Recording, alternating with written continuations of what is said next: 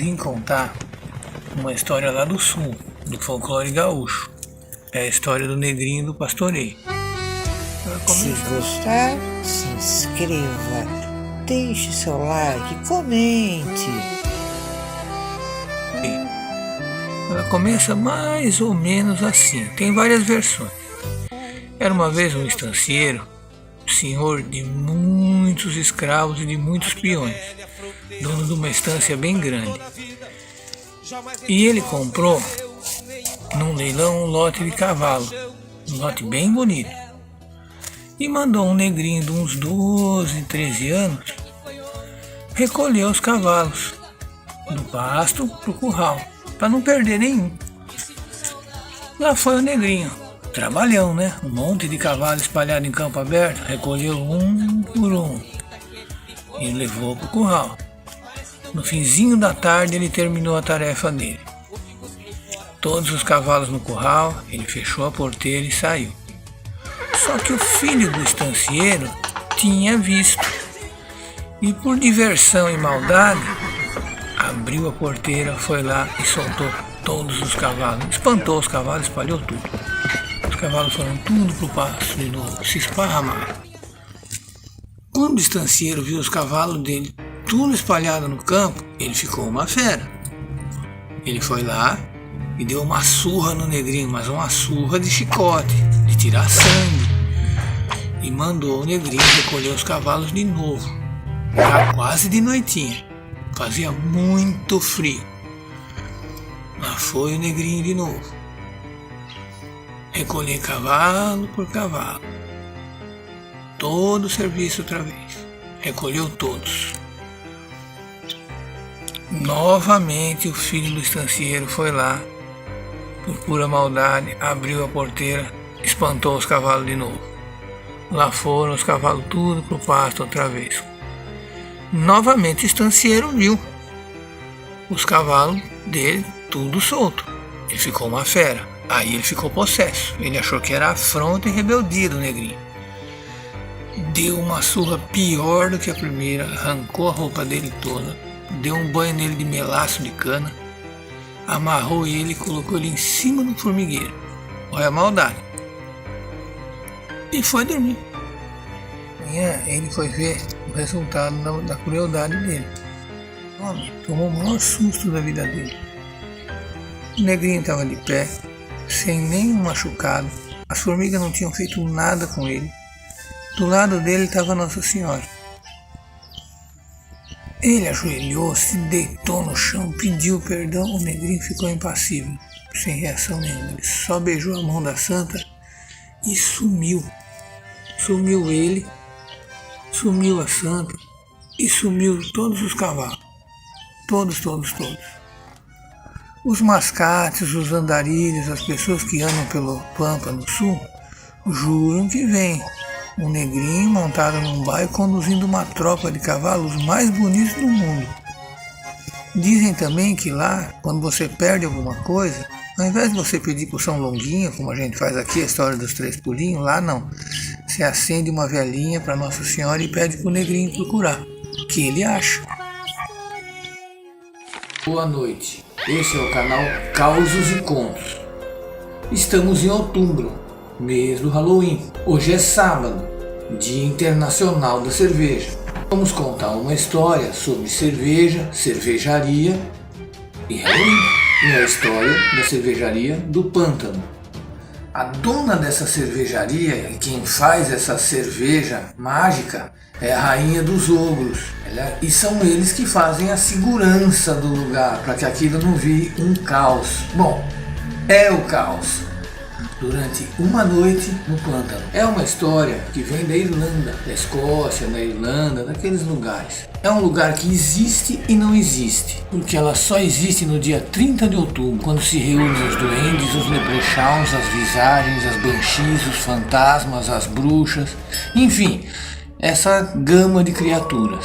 O caos se instala porque todas as visagens se reúnem para planejar as maldades do dia 31 de outubro, o Halloween, quando o véu fica mais fino e o mundo das névoas encontra o mundo dos vivos. Não é permitida a entrada de humanos, de mortais nesse lugar. Caso eles entrem, eles só vão poder sair um ano depois, no próximo dia 30 de outubro. Contam que ela fica aberta, as pessoas podem entrar, mas não podem sair. Vão ficar lá sendo escravizadas e limpando a cervejaria por um ano. É uma forma de pagar pela cerveja que consumiram. Ficam sumidas, desaparecidas por um ano, reaparecem no ano seguinte, sem se lembrar muito bem aonde estiveram. Vocês sabem por que as pessoas que tomam essa cerveja se esquecem de tudo? Porque ela é proibida aos mortais? Dizem que ela é feita com a água do rio do esquecimento, um rio que corre no reino dos mortos,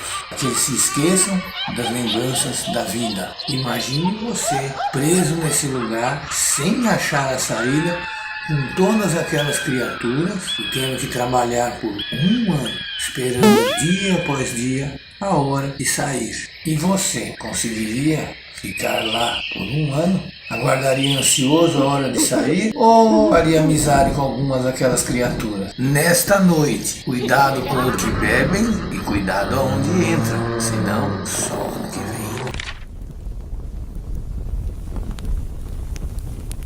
Essa história começa assim, faz muito tempo. Num tempo em que não existia tanta tecnologia, tanta ciência e as coisas eram mais simples, não eram tão complicadas. Era um agricultor que estava passando por um período muito difícil na vida dele, mas muito difícil mesmo. Tudo que ele plantava não ia para frente. Quando ia para frente não chovia. Quando chovia dava bicho, praga.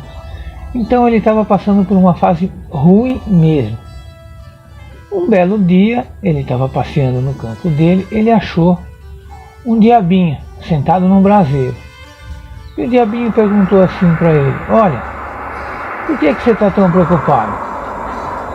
Aí o agricultor contou para ele todas as vicissitudes que ele estava passando, e o diabinho falou: olha, eu vou te ajudar.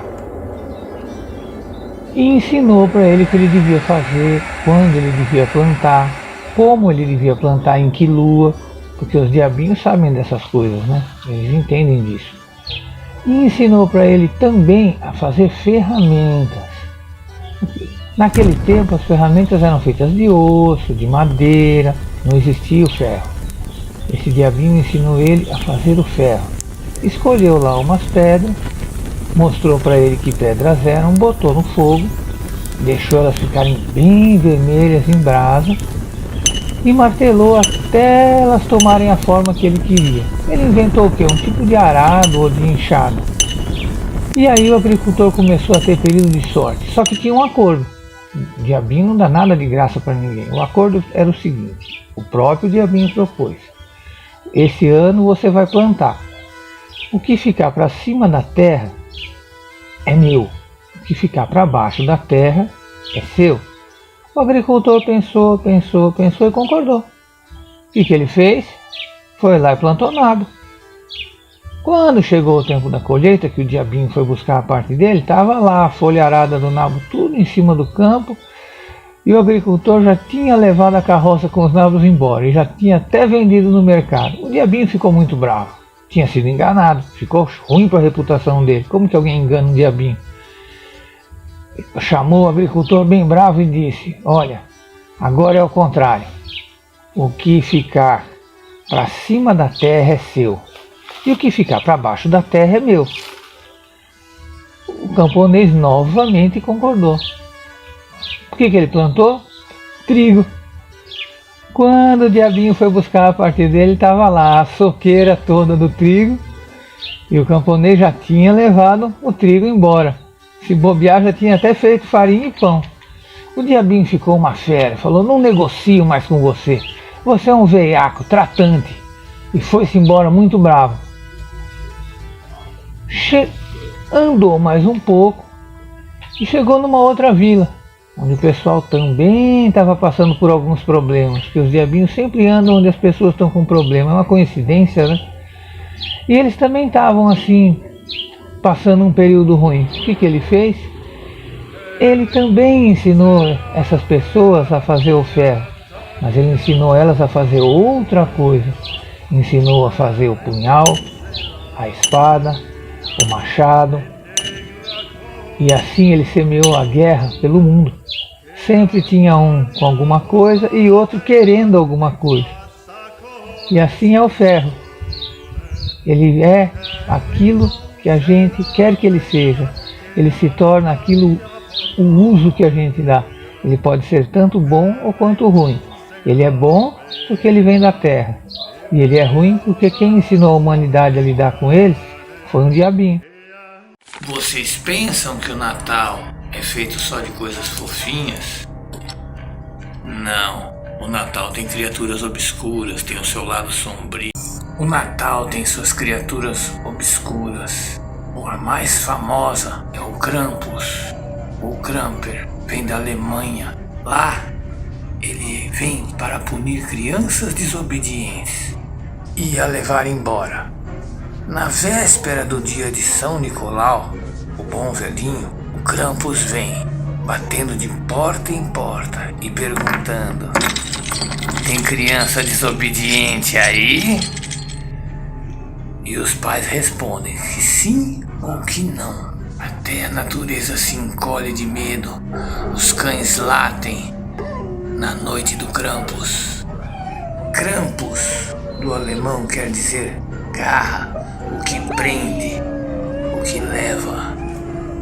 A garra do predador, o rapineiro. Esse é o Krampus. Ele vem buscar crianças desobedientes e bate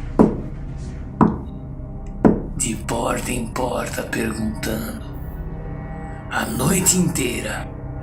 Para alguns ele deixa um pedaço de carvão, para outros ele leva embora e não traz mais.